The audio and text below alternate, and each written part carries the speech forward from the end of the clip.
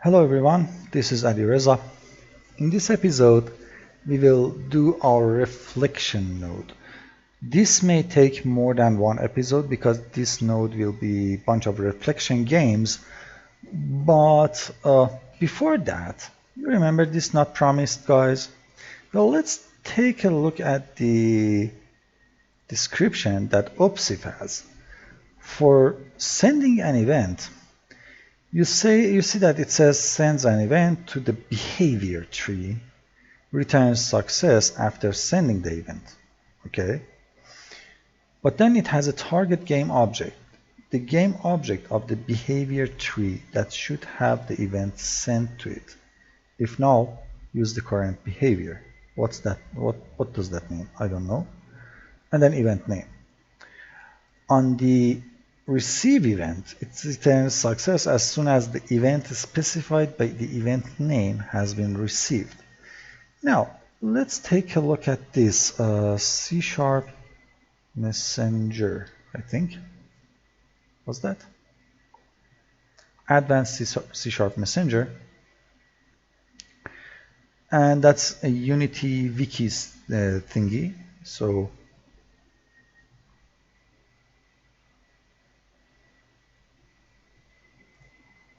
come on, you can do it, Unity. Yeah, it should come up anytime. Then let's do this, Unity.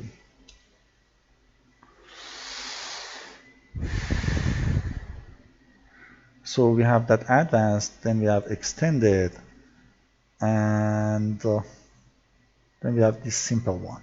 Okay. Now, if you take a look at this explanation, this is how you write an event listener on a speed change, do something. Okay. Then you register it in unenabled. You say messenger that accepts a float, add listener, speed change is the name of the event, and then call this method. Okay. And this is how you unregister it. So this is the method, registration, unregistration, and on disabled, for example, add listener. And then when you want to broadcast, you say messenger of type float broadcast with the name of the event with the value that it should accept. Okay. This is the C# messenger extended. And this is the method. It may look very scary, but if you look at it from top to bottom, forget about the internal one. Here you will see add listener is bunch of methods with the generic types after that, okay? And then messenger of type, 1 parameter, 2 parameter, 3 parameter, and that's it. C# messenger, that was base of all of these, and you see that it's there. It's basically using a dictionary with an add listener and remove listener and invoke, okay? And then again, messenger of type T, 1 parameter, 2 parameter, and that's it. Then we have advanced C# messenger, that messenger add listener, and then messenger broadcast, okay? And of course, you will have messenger remove listener. So event listeners, registering, removing, and broadcasting. So you see that base is almost the same, you know. But then you will have these callbacks that are delegates. 1 param, 2 param, 3 param, and then the messenger itself, so internal class of messenger is this guy. Okay, and you have a messenger helper that is a mono behavior. Don't destroy, unload, then messenger cleanup. Okay, so if you ask me one of these two, actually, each one that is more suitable for your needs, can do the whole thing for sending an event and receiving an event. Okay, And basically he's doing the same job on sending an event. He is targeting a game object. He's sending the event to that game object. Then when the event is received, he's just flagging a success. So why to have these nodes? Why to have two nodes that are really not related to behavior trees, These should sit on a game object. Maybe your agent, I'm not sure, maybe, but not in the agent script as another script that will handle something, okay? That second script can have access to get component behavior tree agent and pull out something from it. So why bother with two nodes that are really problematic, not that useful inside the behavior tree itself? Because remember the very first video when I introduced behavior trees to you, I said that the base logic for developing a behavior tree was to separate the logic from actions in a way that would help organize stuff and make stuff work faster toward branches, Here, what is the use of sending an event to a behavior tree? What would a behavior tree do with an event? I don't know. I can't understand this concept. A behavior tree is like a black box, okay? If you take a look at this, for example, this is a black box of an airplane. It just has one output, and that one output is this start node. Its result will be set to the whole tree. When you are ticking the tree, the behavior tree agent does not care what is happening internally. We either have some actions that are happening right now and behavior tree agent does not care about them, or we already got a final result and behavior tree is finished, and that is when action node says, oh, okay, not action node, sorry. The agent says, oh, okay, my job is done, reset yourself, start over. So it does not care what is happening internally in the behavior tree. The concept of a behavior tree is a very closed environment. Few delegates are there for condition, for action, but that is it. You assign a method to it just to say, hey, inject this inside your black box, and I don't care about it anymore. Do your job, do your stuff, whatever you want to do. I don't care. Just give me some results.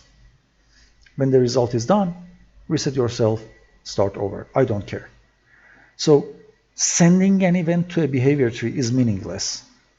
A behavior tree being aware of he received an event is meaningless. If you want to send an event to a game object, then that's game object. It's not a behavior tree. There shouldn't be any node there inside behavior tree hooking to this game object to read its message, We have stuff to track it if we want to, and that is get property value in our reflection node. It will get a Boolean, for example. It will check if that Boolean is true or false.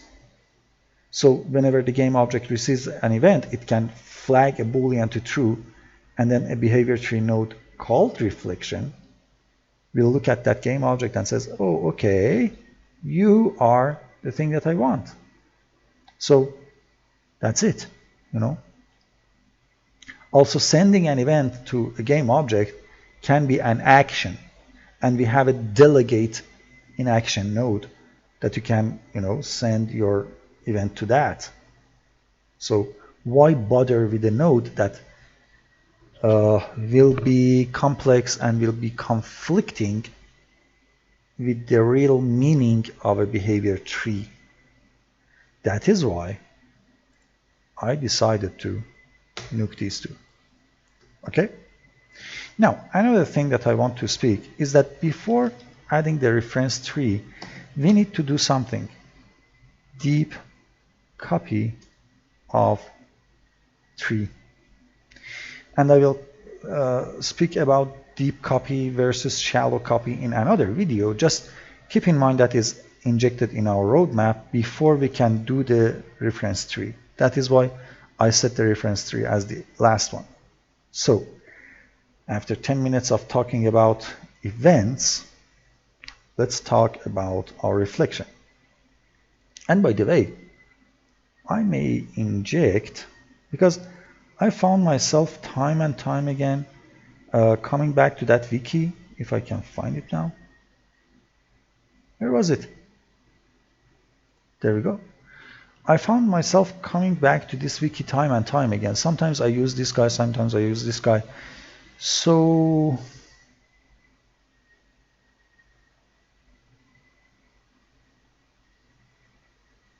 you know, I think I will inject this guy into my system right now, because I like this messenger guy. It's making your job tons easier, you know. So here I will add a class called delegates, and of course we don't need that. So we have these delegates, copy and paste. It goes up to 3. I may expand this more in future chapters if we find ourselves using more than 3 arguments, although I don't think we should really go that far, but meh. Then we have this messenger.cs. So let's go. And inside infrastructures, because yeah, that should be the place. Okay, so messenger, and let's see, let's copy it from here and go down.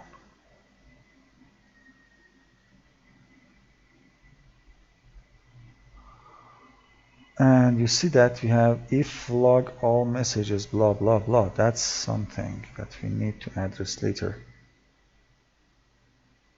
Preprocessor directives are hell. So I was wrong in doing that way. So come down, please, from here to here. Copy and paste. Okay. So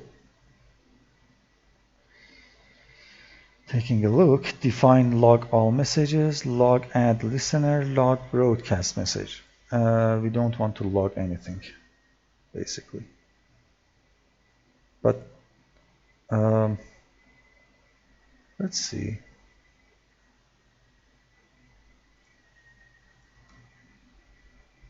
Reformat everything for me. So if log all messages or log broadcast messages, do this. Debug.log messenger t plus system.datetime now string invoking that.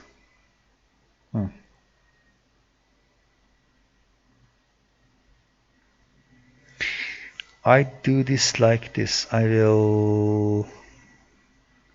Oh, where is that guy ending?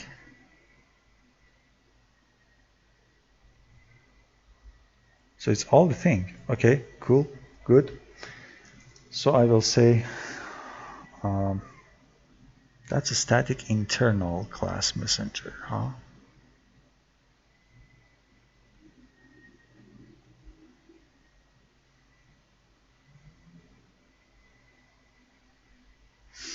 You see that he commented them, meaning that they are not being defined.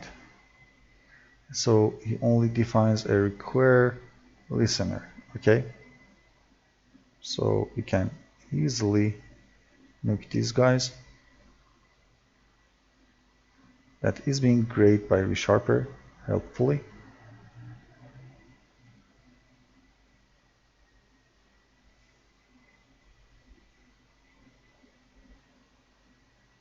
We could have used some constants.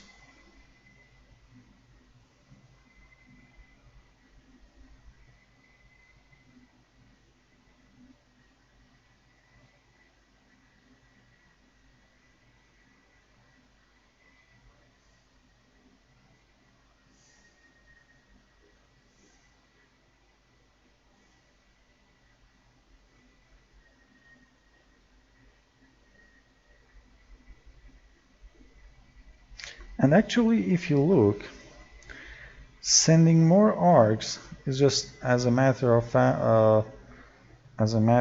saying that, hey, callback that we need to add a new callback here to delegates, and then you know, adding more arguments and adding it here, and then that. So that's easy to add if we need to. If require listener, I will remove this pragma from here, and why are you not happy now?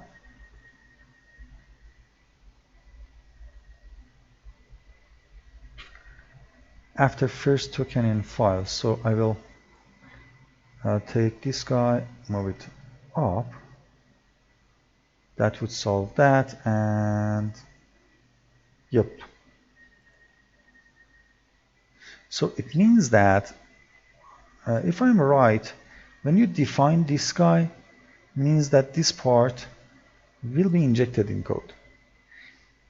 If I comment this guy, that is when, yeah, this code get great. So I will say, hey, remove that, and remove that. Okay? So now we have a bunch of errors. Static internal, sort modifiers, because it should be internal static, and all of these should be sorted. So, and I should say in file. So they go in one way. Read only, I'm not sure. So disable with commenting file.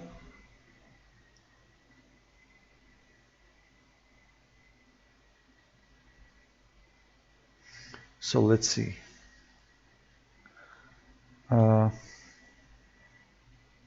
Never used in file.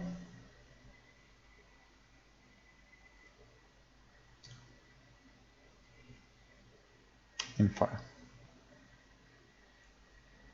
And the for each can be converted to link. Let's do that. This one can be converted to link. Bam. And that's it. So it should equals to that from it. Let it be in where select. Okay. And use a string interpolation in solution. Why not?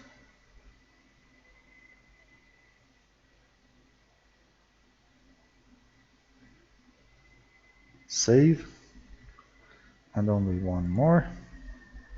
And that is this guy, messenger helper. Abstract. It's sealed.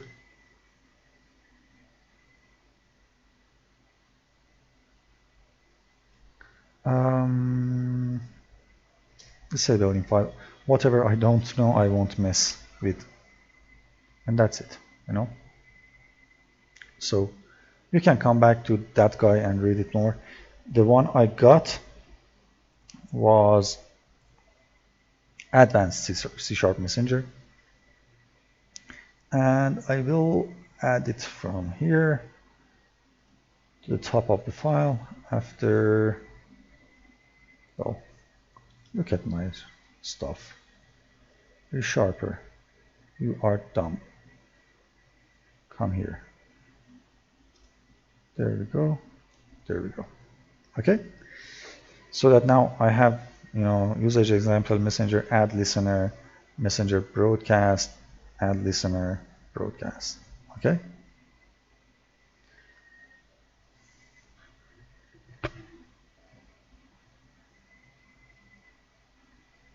Okay. So now we have a documentation there, and I have my messenger finally. You don't know how many times I came to that wiki all the time, copy, paste. Now I have that. And by the way, the extended is close to the advanced one, but here is the thing. This guy won't clean itself. The advanced one will clean itself, okay? And this guy, don't require listener, require listener. Wait a minute, now that I think about it.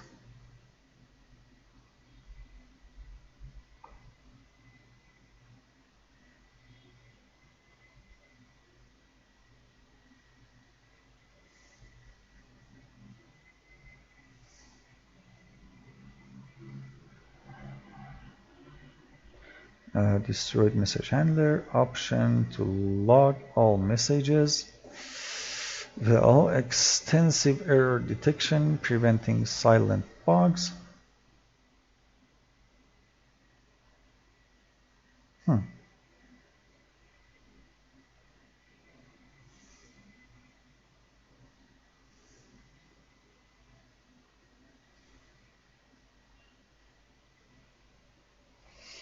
I most of the time use that one, this one, extended one.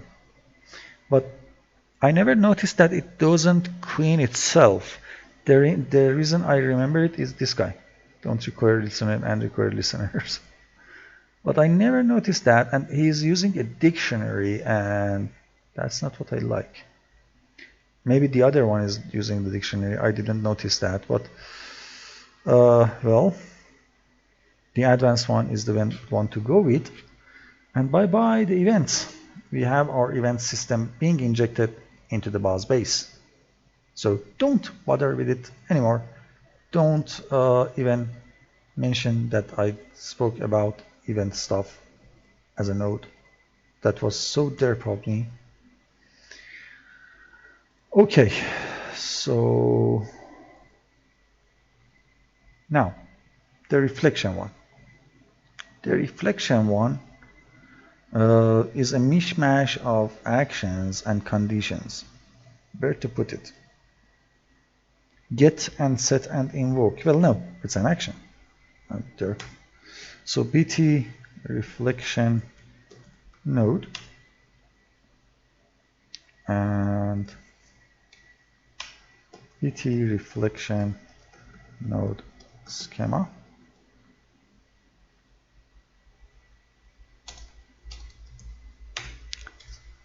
And node. If I'm not talking about this BT base node schema and the node attribute, you should have get used to it by now in this chapter. So BT base node and node attribute. Okay, so now let's think about this. We will have enum called reflection operation. It will set, or it will get, or it will invoke. Okay? Then we will have another one. Now this one's name is a bit hard.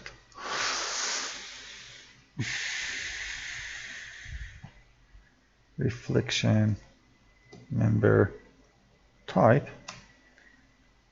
It will be either a field or it will be a property. Invoke is always, of course, on the method, okay? So the reflection node we'll have a serialized field of public reflection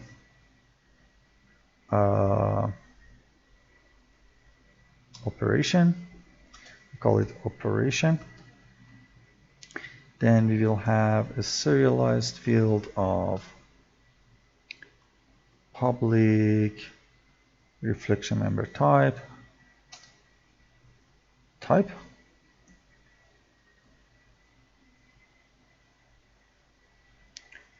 And then we will have a serialized field public object lower o for .NET, and we'll call it object. The reason I'm doing this, well, I was originally thinking about, using what we had on basically on our reflection utils. If you take a look in our utils, reflection utils, for example, we will have this don't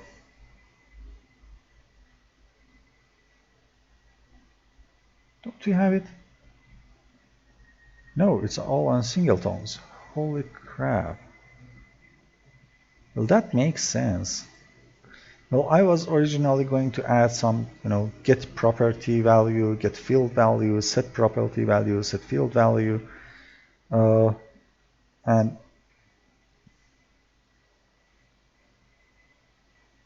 that was it, But now, if you think about it, when you are doing it on runtime, you are going to use it on a very specific object. Okay, that object can be a component, or the game object itself, or a class. So you just need to do this, And there is another thing that I want to do. If the operation is set,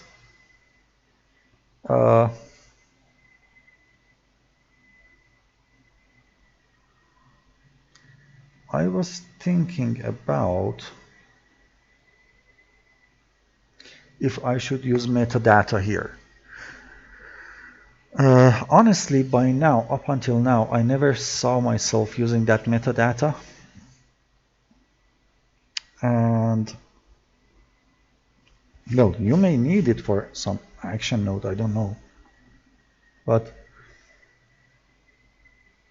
if we want to put what I'm thinking about is this.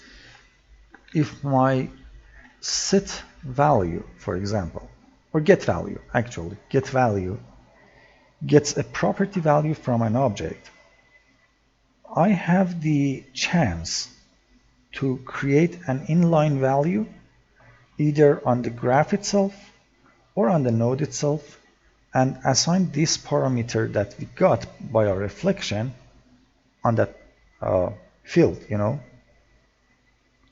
and well, other nodes can now access to it.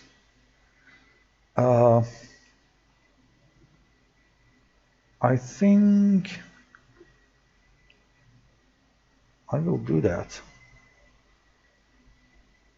I like the idea because let's say this is a this is a reflection node that will get some value from somewhere. Okay, then it will create, for example, that's a Boolean. It will create it and it will put a name here. Okay, like I don't know. Then this node can come find this node, and from this node it can read this Boolean and do whatever it wants. Although right now I have no node needing this stuff, but who knows what users of the API will come up with, They can go crazy, they can go nuts. Behavior designer is a prime example of going nuts on nodes. The question is,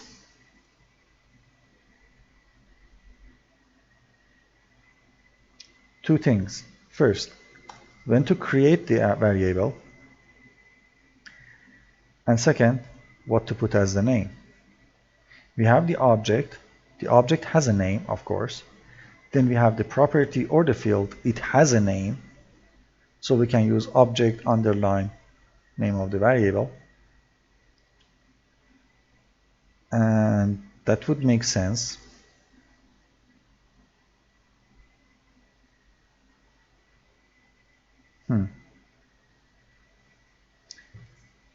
Well, this is you can already say that this is one of the nodes that there is no example of it nowhere else.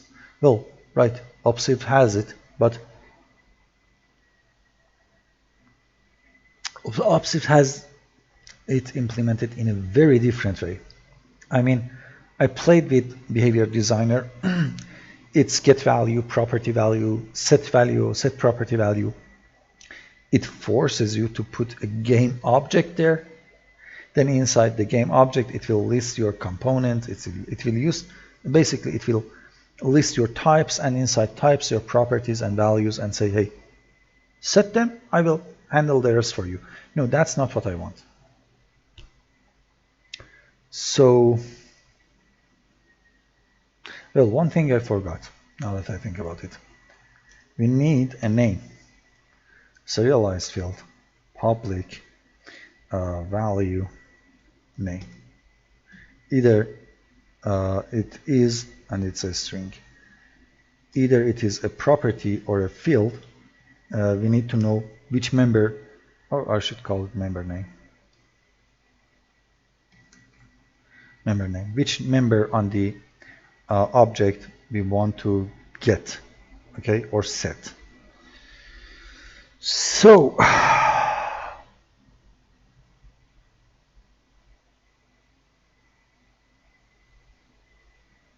let's add the boolean for time being. Serialize public bool, create a local variable, and then one more for, and actually this one has more usage, create tree variable. So we will add an inline value to the whole tree. And by the way, when you have no node selected, you don't see any metadata. We will add it at the end of the video. So this is one of the reasons. Okay? So that, for example, this node will set a metadata on the whole tree. This node will read that metadata from the tree. Okay? Because each node has a reference for the parent graph, I think. Parent graph. Let's do this first. Let's override our methods. So alt insert override. I'm sure initialize and tick. And reset.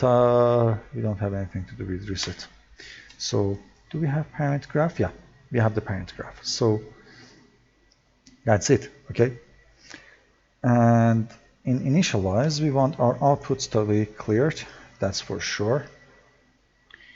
In the schema, we will have override, initialize, and jar node properties in initialize outputs dot clear.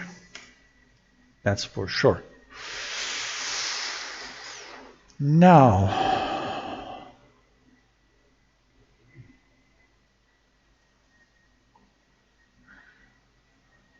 we will have parameters, properties for this and this.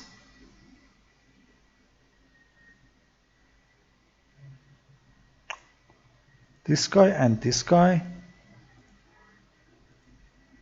I don't know. And these guys will be shown in the properties, okay? So let's start with the easy parts of this. As I said, this node will consume almost, I think, 2 or 3 videos, because I'm designing it myself from, you know, this is something that I like to have in a behavior tree myself. It's not by definition being in a behavior tree, more like you would have action delegates being handling these guys, but meh. So which one has a parallel if I find it? Okay, so first we have this part. So and what did I do? Not there. Derp. You can tell that I'm a bit tired from all the coding that I had done for this chapter. So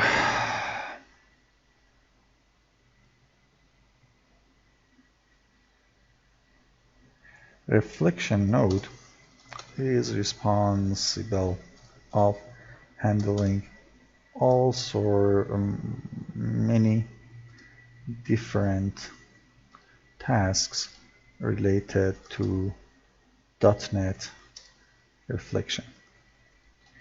You can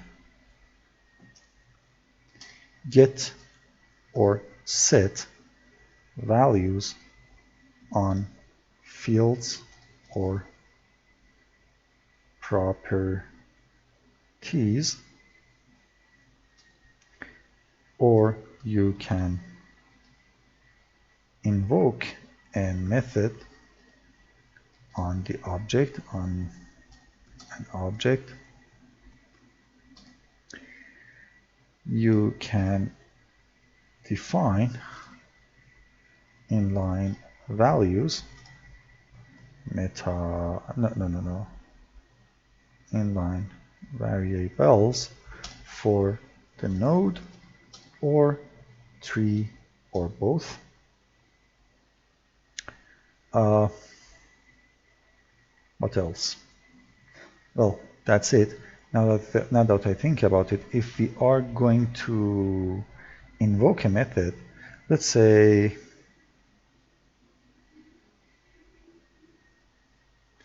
this.getType .get come on, get method, whatever it is, dot invoke.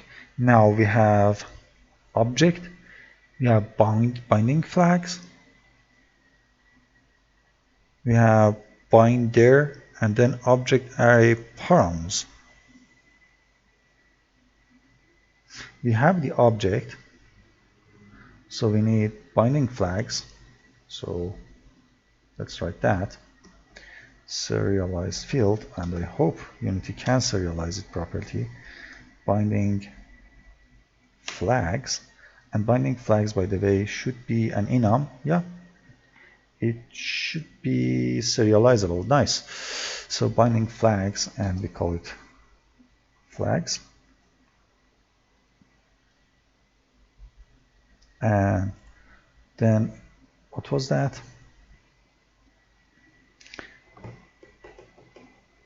Binder. What is binder? Well, we have object array parameters. So we have a serialized field of public object array, and we say parameters. And by the way, none of these guys will be shown in the properties view. Okay. So binder, I wonder what is the binder? Serialized field, public, binder. Now what is the binder? Abstract class. Selects a member from a list of candidates and performs type conversion for actual argument type to formal argument type. Selects a method to invoke from the given set of methods based on the supplied arguments.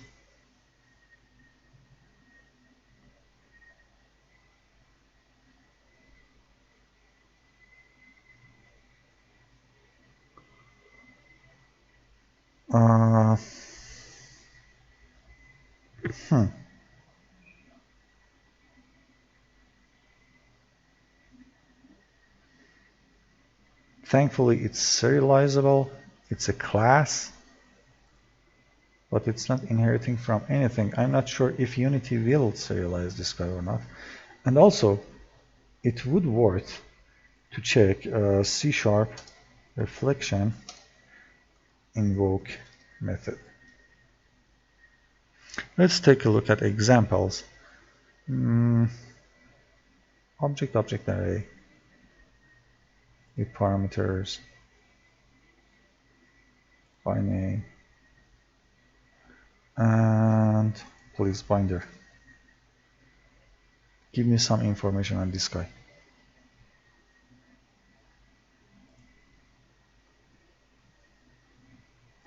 Okay, let's see. Method info. Okay, invoke class instance parameters array. So we don't even need the binder, I think.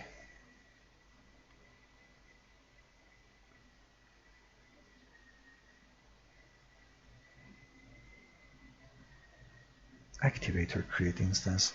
I like this guy, but I had problems with this guy. So let's see. Binder. An object that enables the binding. There's all argument types, invocation of members, and retrieval of member info objects via reflection. If binder is null, the default binder is used. Huh. What is default binder? What is default binder?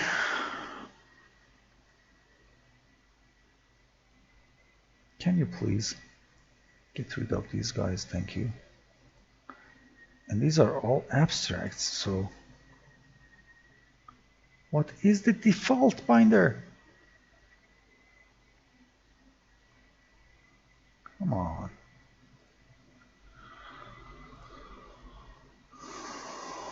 Reflection default binder.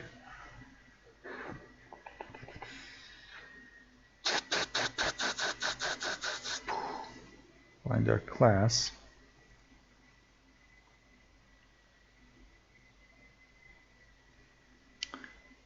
When it comes to base C# stuff, MSDN is one of the best.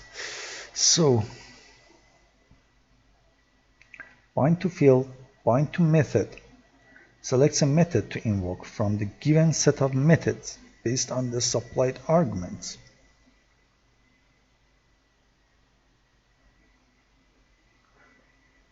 Wow.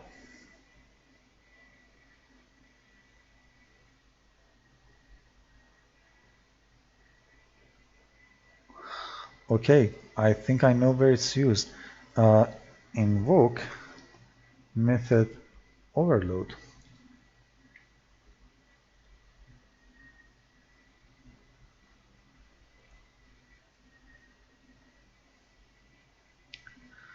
So we have some type, object new, some type, get type, get method, foo.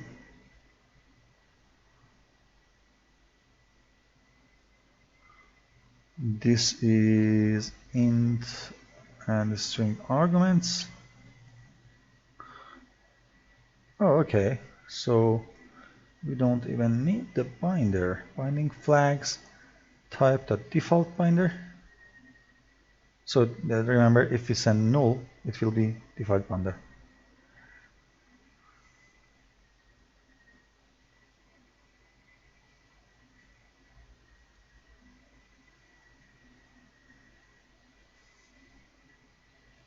And if you you don't even need to do this guy. You just send the arguments, send the parameters properly. So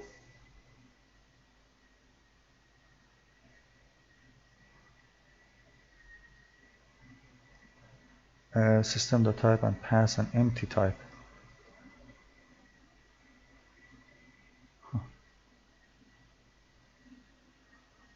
Interesting. Okay, so we don't need the binder. Bye bye. Bye bye. better. Okay, so now we know that we got everything that we need for everything we want to do. Okay, now comes the hardest part. Let's as I said, go with the easy part. That's these two, and that's that one. The easiest one, read only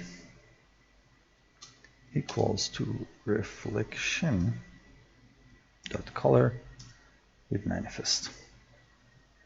So I hope I named it correctly. Reflection, yes, okay, that's that. Now in properties, we have this guy that has enum pop-ups. So copy that, paste that, import namespace, copy that part, and paste it here, and it will say operation equals to bt reflection node, import namespace,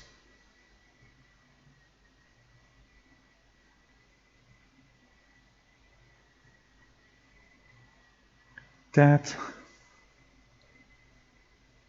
and it is operation,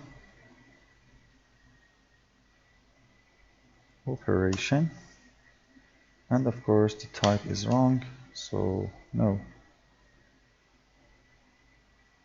Remove the cast and do the proper casting. Now after the operation,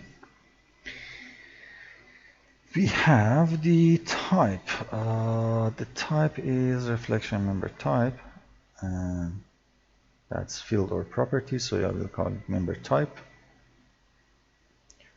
So member type,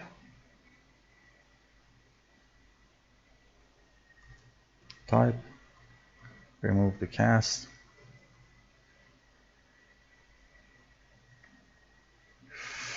type, and do the cast. But this will show only we are in get or set. So we say if this guy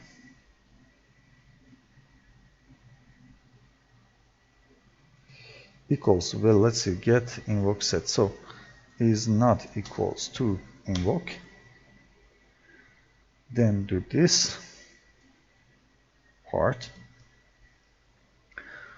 and here we want to say that we will have our two booleans. If it's invoke, then, well, these things, how, I wonder, no, I can't assign them via that, so that's that. Now we need our booleans, so do we have toggle here? Nope. Nope. So toggle we have on flip-flop. Now I remembered. No, oh, we don't have it here.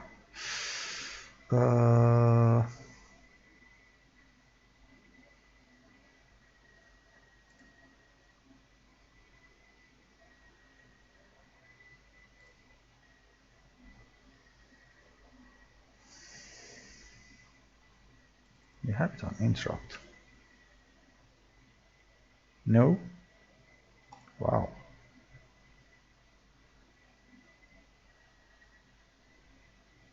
Which one of them knows what? Flip-flop, friction, timer, parallel.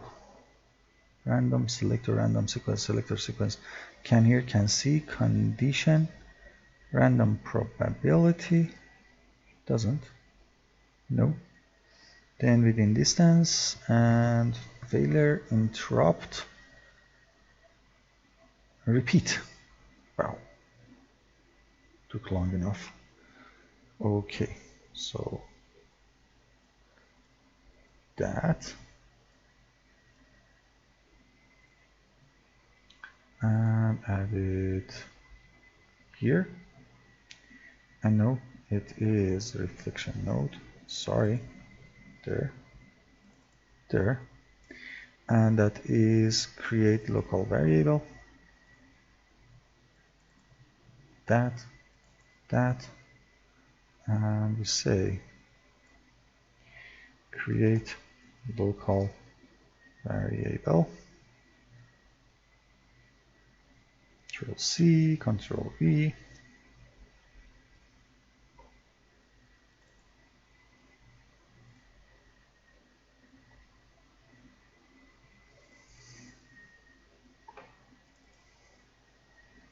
Create tree variable. And by the way, you noticed I'm doing it if we are not in invoke, meaning that either on set and get operations I'm doing this. I'm not sure if I should do it on set.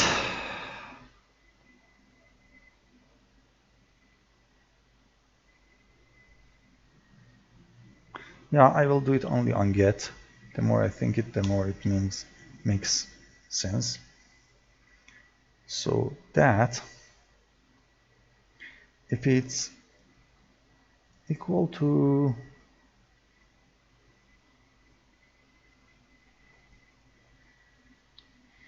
get, then do all this crazy mumbo jumbo up to here. Build. Now the interface should work at least.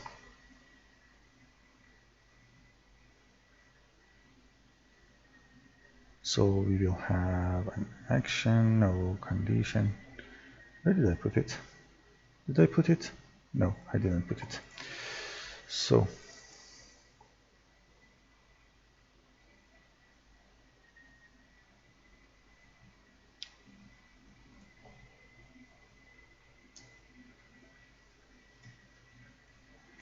reflection,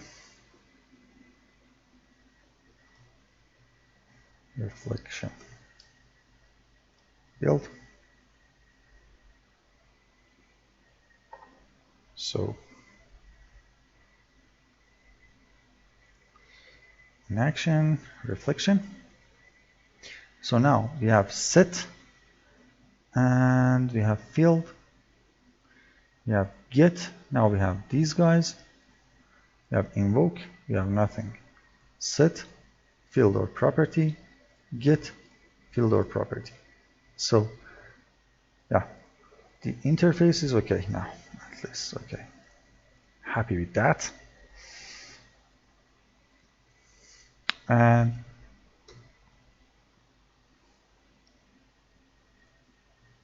then comes the hard part of implementing our tick, and I will do it in next video. Have fun everyone. Bye bye.